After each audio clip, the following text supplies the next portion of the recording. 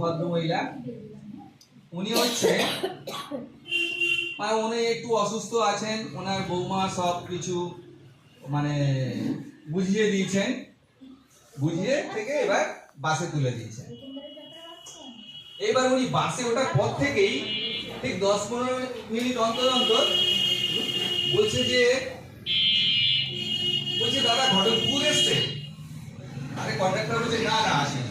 আবার 15 মিনিট পরে বলছে দাদা ঘটকপুকুর এসছে, বলছে না।